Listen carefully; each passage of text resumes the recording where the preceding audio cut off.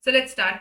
Is there any time limit for sanctioning of refund under section 54? Yes, of course, there's a time limit to sanction refund. The day on which we file the refund application, which is GST RFD 01, within 60 days from that date, government has to give us the refund. If they are unable to give the refund within 60 days, then the interest at the rate of 6% per annum starts from the 61st day till the day you receive the refund. Also, in case of zero rated supplies, you get a provisional refund of 90% within 7 days of the acknowledgement being issued. Let's just read the answer once. Yes, refund has to be sanctioned within 60 days from the date of receipt of application. Complete in all respects. If refund is not sanctioned within the set period of 60 days, then interest at the rate of 6% per annum will have to be paid in accordance with section 56.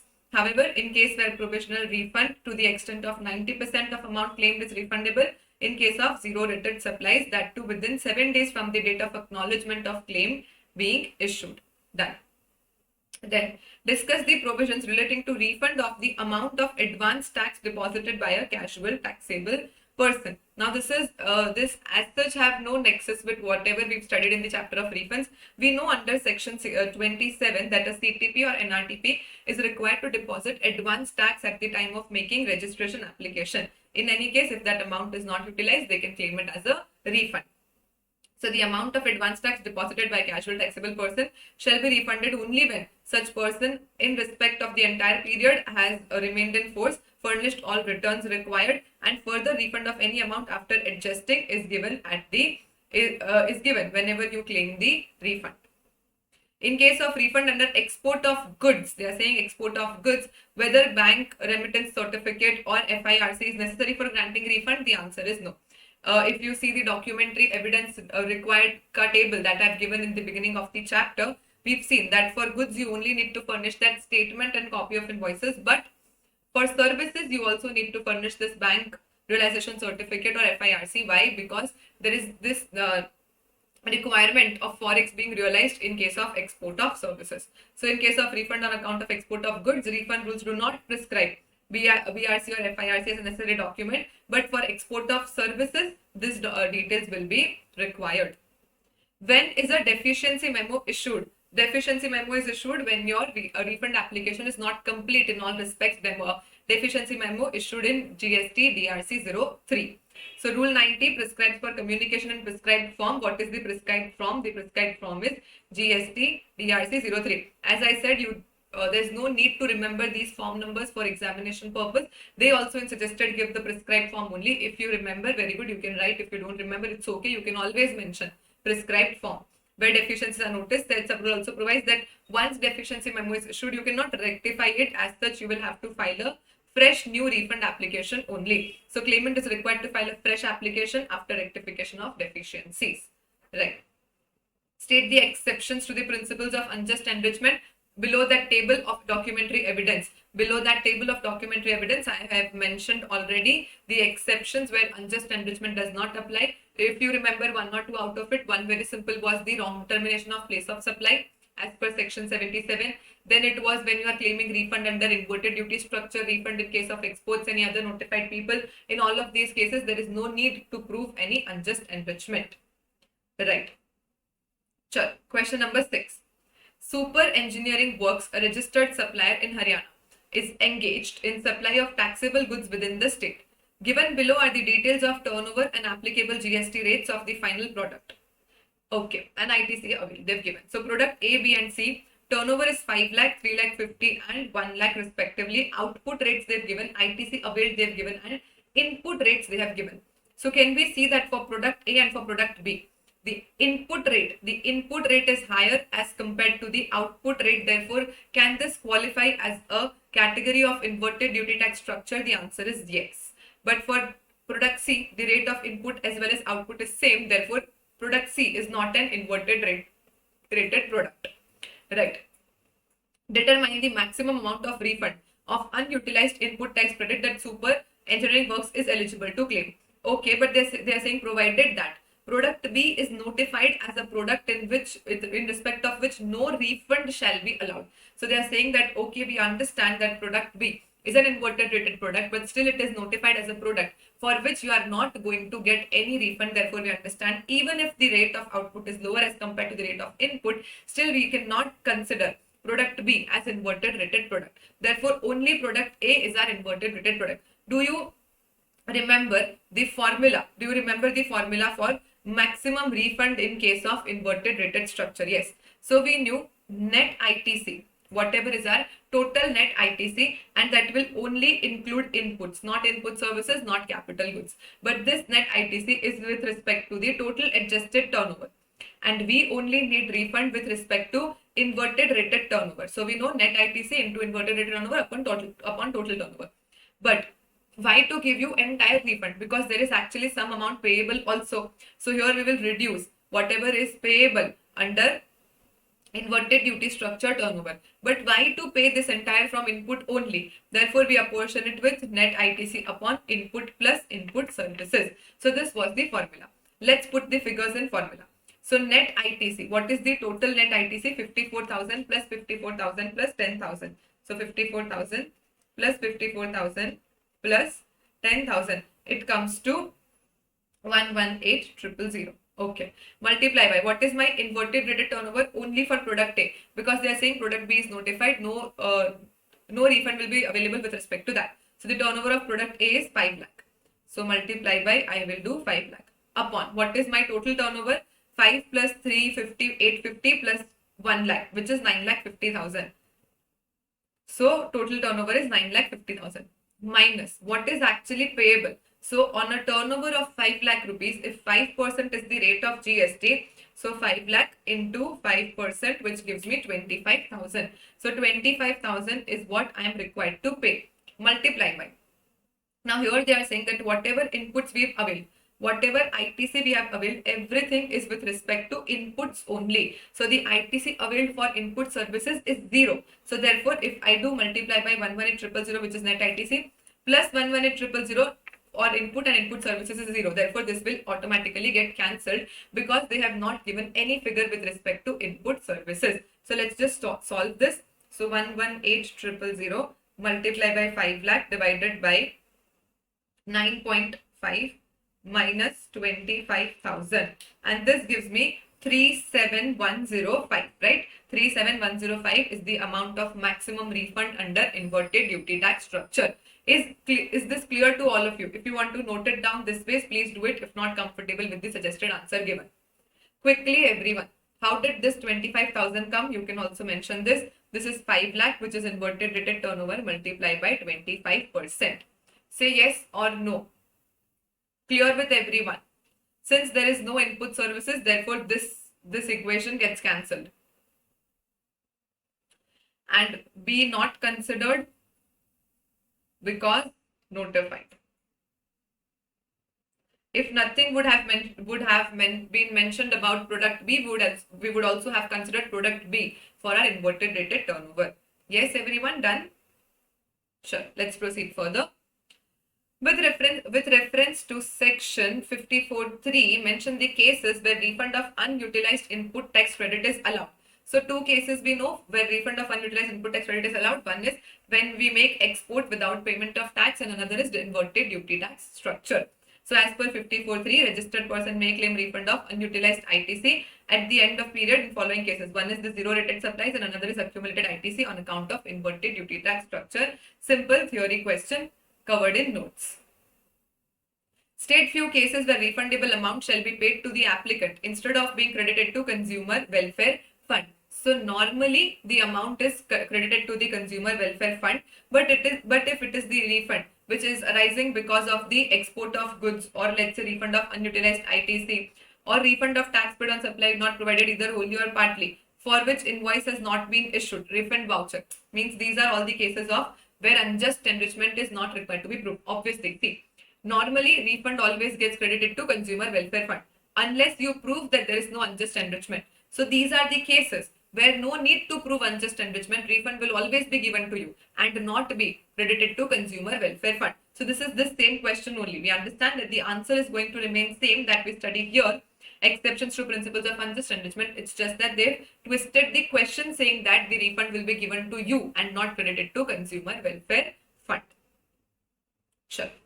Next question. XY Limited exported service valued $1 lakh rupees. Not $1 lakh rupees, valued $1 lakh. Supply of service was completed on 15th January.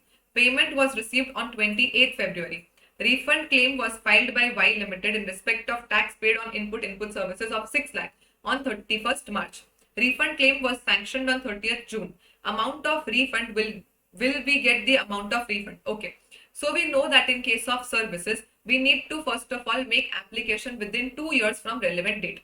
What is the relevant date in case of export of services? It is invoice or when you receive the forex realization, whichever is later. So here they are saying that the service got completed. The service got completed on 15th January, but the payment of the same was received on 28th February. So from 2 years, within 2 years from 28th February, we were required to make the refund application. And we have filed the claim on 31st March only. So very well, it is within time. Refund got sanctioned on 30th June. So now, what will be the relevant date and rate of interest? Relevant date, we understand that from 28th February. From 28th February within 2 years. From 28th February within 2 years, we are required to file the refund application. Now, since we have filed the application on 31st March, within 60 days from this particular date, we are required to get the refund. If we do not get within 60 days, then from 61st day, interest at the rate of 6% per annum will start to continue. And also, since they have not given us the actual date when we actually got the refund, we cannot calculate the interest. We can just give them the provision that yes, within 60 days, tax ordered to be refunded is not refunded within 60 days from the date of application. So the date of application is 31st March. From that particular date, within 60 days, refund should have been credited. Here they are saying that the refund is sanctioned. The refund is sanctioned on 30th June only, which is also later than 60 days. So it would have been received more late. Therefore, interest at the rate of 6% per annum will be applicable. Done. Next question. Kailash Global Private Limited supplies various goods in domestic and international market. It is engaged in both manufacturing and trading of goods. Company is registered under GST in the state of Karnataka.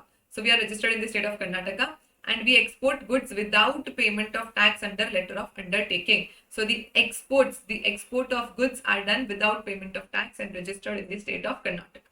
Right.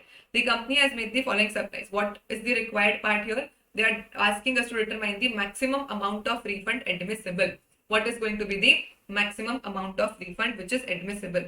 Okay, let's see. So export of goods, export of product A to UK for $10,000. Assessable value under customs in Indian rupees is 7 lakh. Now obviously we need to levy GST on Indian rupees, INR, and not dollar. Export duty is levied on product A at the time of export. Further value of like domestically supplied goods is 6 lakh rupees. Okay. So we have exported goods worth 7 lakh rupees. The domestic value of the same is 6 lakh rupees. We know that we need to compare the domestic value into 1.5 times with the actual export value. But do you remember this point where I taught you that if any goods is leviable under export duty, then in that particular case, government is not wanting to promote export of that particular goods and therefore no refund will be available in case of export of goods which are leviable under export duty. So they are saying that export duty is levied on product A and therefore no refund will be allowed for product A because export duties are being levied.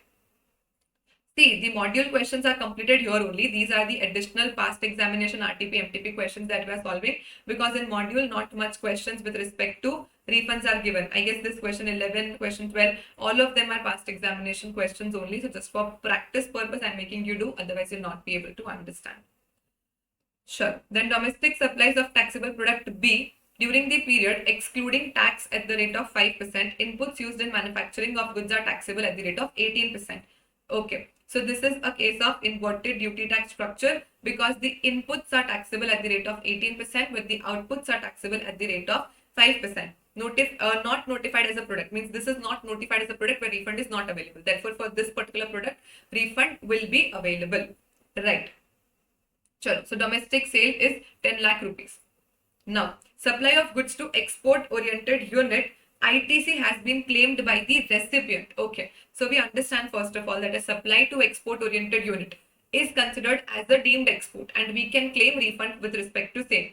but there was this condition that recipient should not have availed ITC or refund. Now here they are saying that the recipient, means the export oriented unit, has availed ITC, and therefore we cannot claim refund with respect to same. So again, no refund with respect to this will also be available.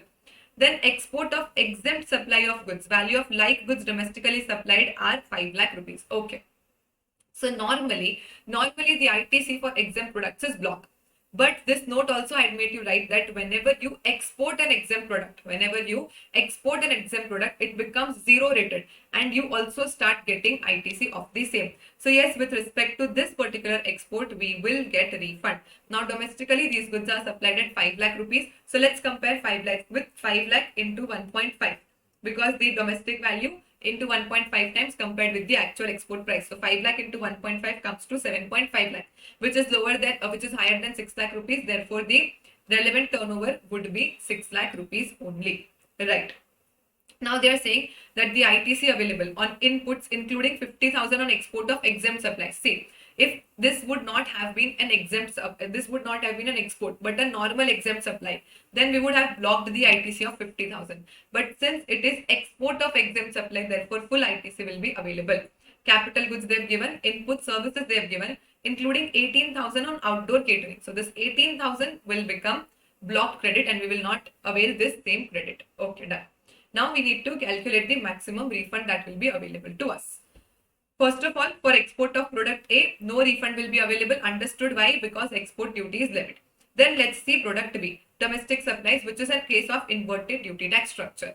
Now again, net ITC we are going to take, multiply by inverted rated turnover upon total adjusted turnover minus what is actually payable on the inverted rated turnover, and why to pay entire from inputs. So multiply by, we will do net ITC, which is only inputs, upon input plus input services. Right.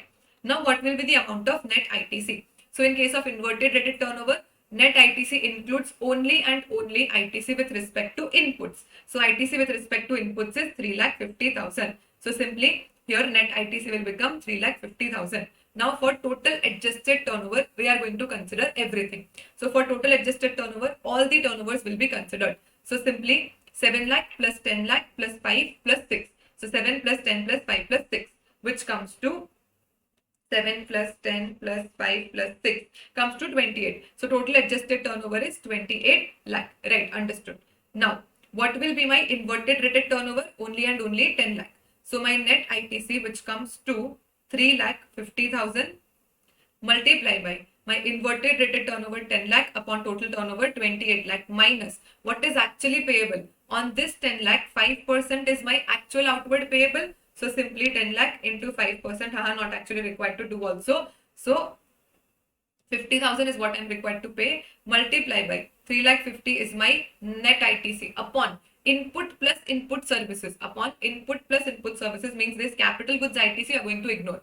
Input ITC is 3,50,000, and for input services they've given 2 lakh, but out of 2 lakh, 18,000 is for outdoor catering, the credit of which is blocked. Therefore I will take 2 lakh minus 18,000, which comes to 1,82,000, and plus input, which is 3,50,000. So here I will divide it by 5,32,000. Solving this, what I get is 3,50,000 multiply by 10 upon 28 minus 50,000 multiply by 35 upon 53.2, and this comes to 92105, right? 92105.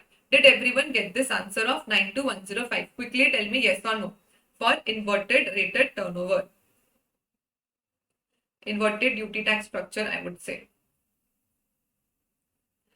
Right, so we understand that for net ITC, we only and only consider inputs in the formula of inverted rated turnover. So the ITC with respect to inputs is 350. Why we did not reduce this 50 on account of exempt supplies? Because these exempt supplies are exported, and whenever exempt supplies are exported, they become normal zero rated supplies, which are taxable at the rate of 0%. Therefore, we took this entire amount. Capital goods we anyways do not take. Input services we anyways do not take. But here when we divide it with input plus input services, then we are going to take input services. But also from this total 2,18,000 they are saying is blocked with respect to outdoor outdoor catering. Therefore, we reduce this amount and rest everything is self-understandable.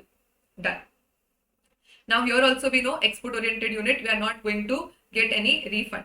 So for export oriented unit, not going to get refund. Why? Because the recipient is claiming ITC with respect to same. And last they are saying export of exempt supplies. So here we have to calculate the normal export refund. So simply what is the formula?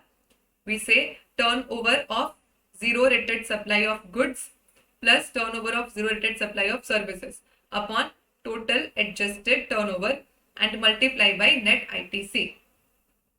But here for this formula, net ITC means input plus input services both, not capital goods. So what will be the total of input plus input services? It is 5,32,000. Right? Multiply by turnover of zero rated supply of goods will only and only be 6 lakh rupees, because we understand that this will not be considered because it is leviable for export duty. So 6 lakh is my turnover with respect to zero rated supply of goods, and we have also compared this 6 lakh with domestic supply into 1.5 times, and this is only the lower amount. And total adjusted turnover we've already calculated 28 lakh in the above formula. So 6 lakh upon 28 lakh multiplied by 5,32,000, which gives us 114,000. So 114,000 is the amount of refund admissible for export of this exempt supply, and the total refund claim admissible would be this plus this. So this is a very good question which includes both inverted rated structure plus export. So both the formula are covered under this single question. Just mark it A category and extremely important question. And just give me a thumbs up that yes, you've understood the entire sum. Quickly tell me yes or no, and you got this answer on your calculators also. Majority of the concepts revised in this one single question. So mark it as A category to solve one day before examination.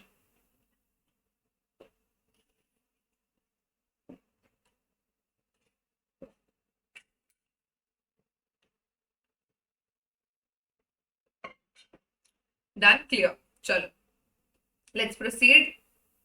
So, Y Limited provides the following details of September 2022, let's assume, for computation of refund claim.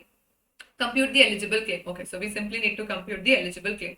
Opening balance of ITC availed during the period. Okay, zero rated supply they have given. Okay, so it's a normal question of zero rated supply. Now, if you remember, I specifically made you write this point saying that all the net ITCs that we consider for the calculation of the formula will be ITC for the period. I specifically made you write this point saying that always and always take ITC for the period. So here the opening balance, will this be holding any relevance for our solution? The answer is no. Why? Because this opening ITC would be the ITC for the period for some previous period. While calculating refund for that particular period, we would have already included this amount there. Now, if we include it again, there will be double counting, and therefore we exclude this opening balance of ITC. Understood?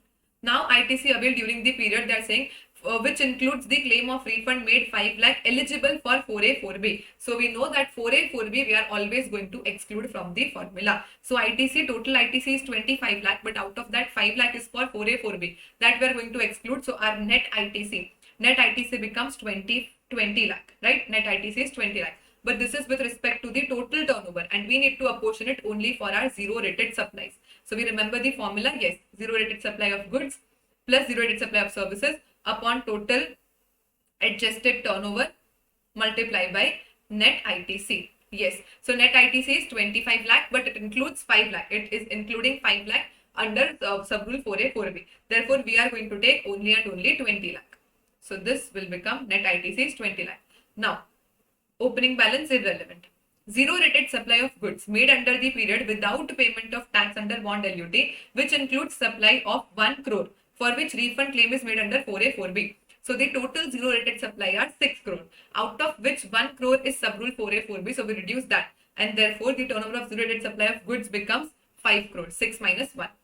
And supply of goods other than zero rated supply is 3 crore. So therefore simply I will take 5 plus 3, which will give me my total adjusted turnover, because 5 is zero rated turnover and 3 is other than that non-zero rated turnover. So simply 5 plus 3 will give me 8 crore. So 20 lakh multiply by 5 crore upon 8 crore gives me 12 lakh 50,000 rupees. Very, very, very simple question of export without payment of tax.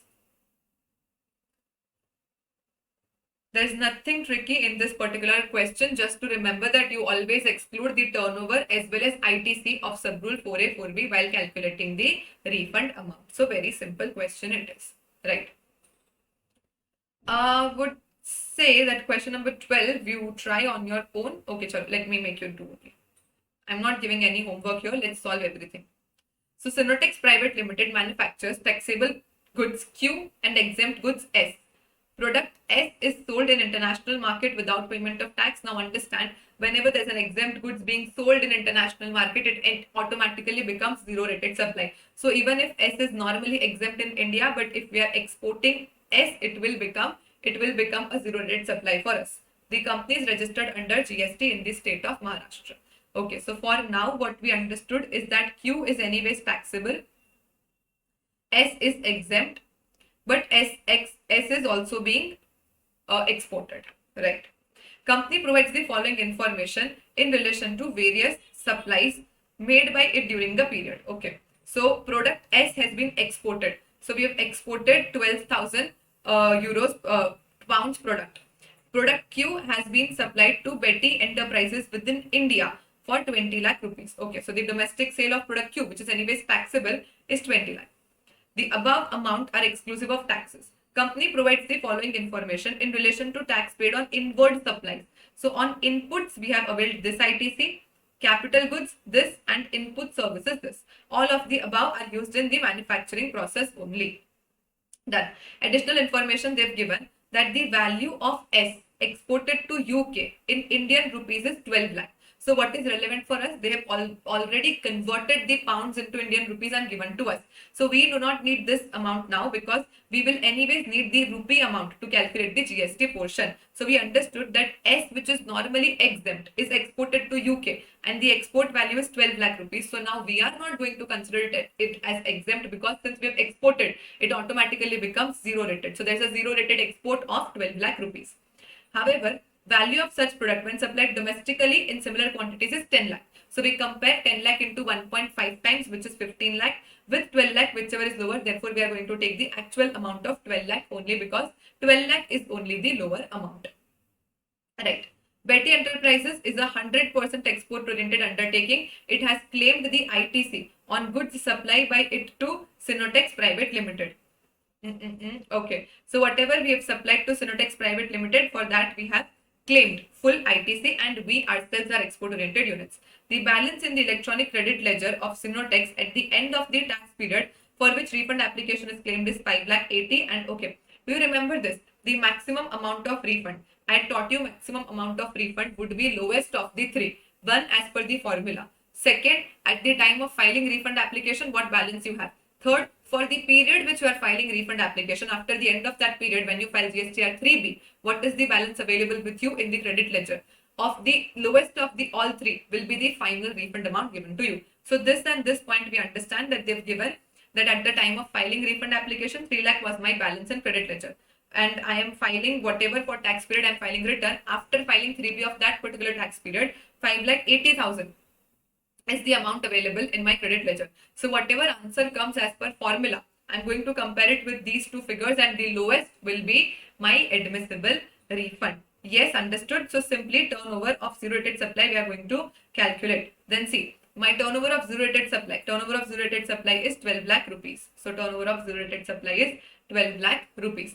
Multiply by okay, upon total adjusted turnover and multiply by net ITC. So for calculation of net ITC, I know that in case of export, I consider both input as well as input services. I will only ignore capital goods. So the ITC on inputs is 5 lakh and input services is 2 lakh.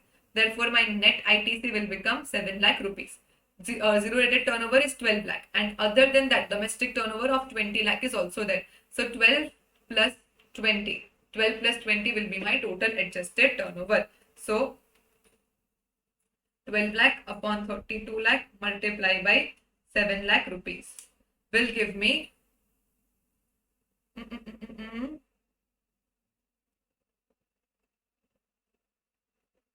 1 second. Simple. So 7 lakh multiplied by 12 lakh upon 32 lakh, which gives me 2,62,500. Yes, so this comes to 2,62,500. And this I am going to compare. This I am going to 2,62,500, and this I am going to compare with what? Compare it with 5,80,000 and 3 lakh, and the lowest of the three, 5,80,000 and 3 lakh, the lowest of the three is 2,62,500, and therefore refund admissible to me would be 2,62,500. Also, see, supply of product R to Betty Enterprises 100% EOU. Supplies to EOU is notified as deemed export. We understand this. In respect of supplies regarded as deemed export, the application of refund can be filed by the supplier only in case where recipient does not avail ITC. But here, since they have said in the question itself that Betty Enterprises is 100% export oriented unit and it is claiming ITC, therefore it will be now treated as a normal supply only. It is considered, you can claim full refund in case of deemed export when your recipient is not claiming ITC. I had already discussed this point with you in the previous question. Right. So therefore, since in the given case, Betty Enterprises being recipient is claiming ITC, Sinotex cannot claim refund of that same particular amount. Okay. Now this question number 13, A plus category question, I would say. There is nothing tough in the question as such, but the question has been asked in, I guess, November 19, or it is November 19 or 20. This is the past examination question, and as I told you, do try this question in homework once, because students struggle a lot in this question, and it is not because the question is tough, it is because the language that they've used is very much typical. Let's see. The following particulars are furnished by Deloitte Exporters Karnataka, which is duly registered under GST law. Entity has also filed bond LUT in respect of export of goods without payment of taxes, and we are required to calculate the maximum amount of refund. Okay. Turnover, excluding supply of services, but includes exempt supplies of 8 lakh and inward supplies of 2 lakh. So they are saying the total turnover of goods is 76 lakh. The total turnover of goods is 76 lakh. Because what they are saying is that the excluding supply of services, whatever turnover I have given is excluding supply of services, means 76 lakh is my total turnover of goods. Let's understand the breakup here. 76 lakh is total of goods. Out of this, we know that exempt supplies we do not consider, right? Why? Because not the ITC with respect to exempt supplies is taken, and also if you remember the formula of adjusted total turnover, we used to always reduce the exempt supplies out of the total adjusted turnover. So from this 76 lakh, 8 lakh is exempt, which I will not consider. 2 lakh is inward supplies. See, inward supplies are never considered. If there is any inward supply on which you are paying tax under reverse charge mechanism, it will never form part of your adjusted total turnover. So what is remaining is 66 lakh. So I understand that my total turnover of goods is 66 lakh. Out of this, zero rated supply under bond LUT is 12 lakh. So out of this 66 lakh, 12 lakh is zero rated supply. So what is remaining is 66 minus 12. What is remaining is 66 minus 12, which is 54, which is non-zero rated supplies. Understood. Now, export of services under bond LUT, they are saying 48 lakh. But is this how we directly take the directly take the amount of export of services? The answer is no. To calculate the turnover with respect to export of services, we always do this. What is the total payment received plus what I had received earlier but supplied now, minus what I have received now but I will supply at a later point of time. So they are saying that non-zero rated supply of services 10 lakh, okay, considered. Payment received with respect to zero rated supply of services is 48 lakh. So 48 lakh is my total payment received, out of which 12 lakh services are yet to be supplied. Means I will reduce this 12 lakh that I have received this amount, but supply is yet to be made at a future point of time. And 14 lakh is something that I have received advance in past, but now I am making supply with respect to same. So 48 minus 12 plus 14 will give me 50 lakh. Yes. So 50 lakh is my zero rated supply of services. This is how we calculate zero rated supply of services. I taught you. Ignore every other thing. Just stick to the formula that I have taught you. Ignore every other thing. Only and only stick to the formula. So here 48 minus 12 plus 14, simply 50 lakh is the zero rated supply of services. Understood. Now they are saying turnover on which suppliers have claimed refund under 48 Rule 89 4A 4B. So 4A, 4B turnover, I had told you to exclude from the zero rated supply of goods. So the zero rated supply of goods is 12 lakh, out of which they are saying that under sub rule 4A, 4B, 6 lakh is the turnover. So from this 12 lakh, I understand 6 lakh is that 4A, 4B, and another 6 lakh is my normal zero rated supply of goods. For services, I had told you to ignore 4A, 4B figure for numerator, but reduce it in the denominator. That we'll see later. Then these two figures are given with respect to inputs.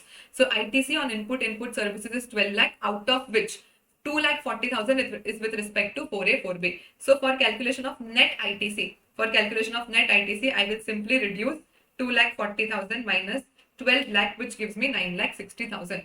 So the figure of net ITC, what is the formula?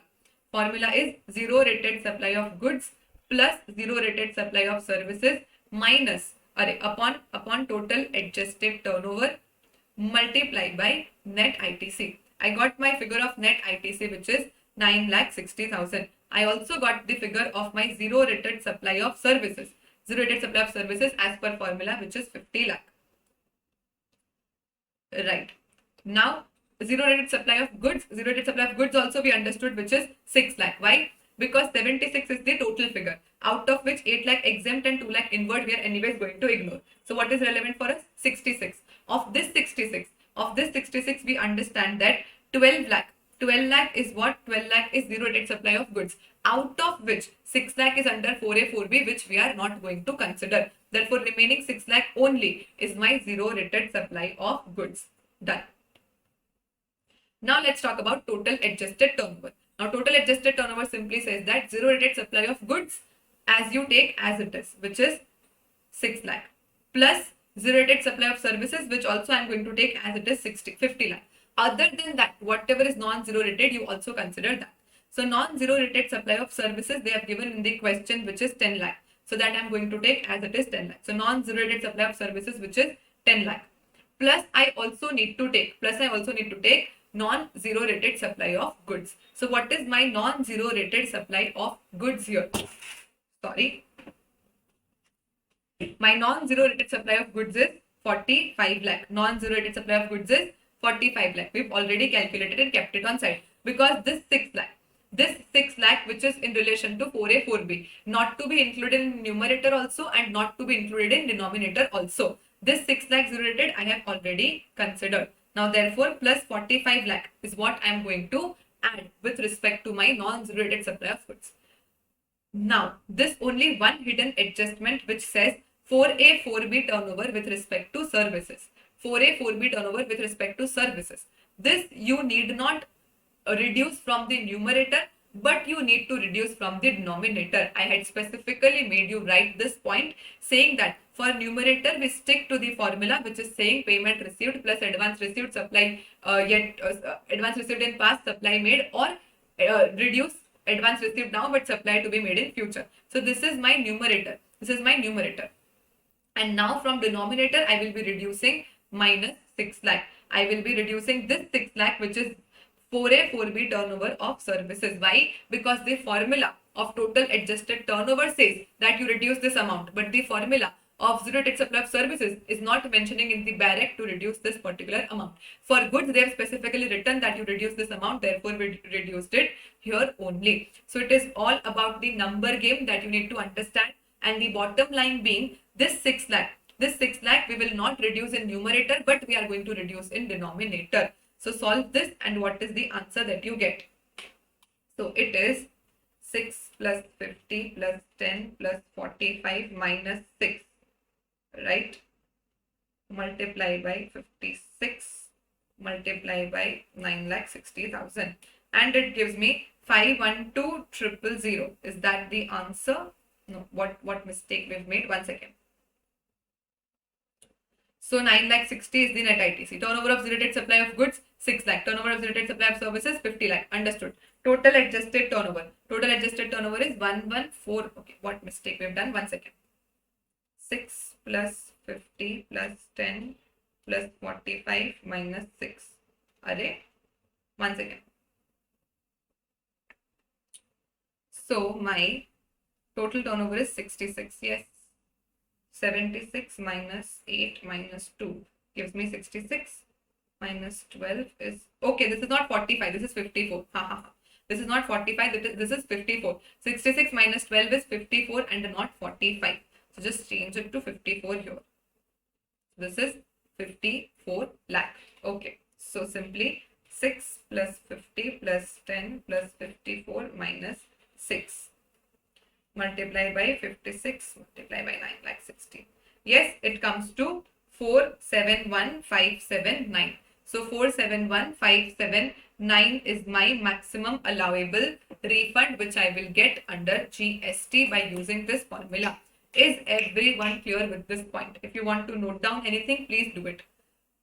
This is for goods, this is for services, and specifically write and mention this point that there is an alternative view also possible where many of the people, what they do, out of this 50 lakh also we reduce 6 lakh of 4A 4B, and hence we match the numerator with denominator. That for numerator also we are taking 44, which is 50 minus 6, and denominator also we are taking 50 minus 6, 44. That view is also possible. You can do if you wish to reduce 4A 4B turnover from zero rated supply of services and numerator. But understand, see, these are the notes. Let me just take you to notes once.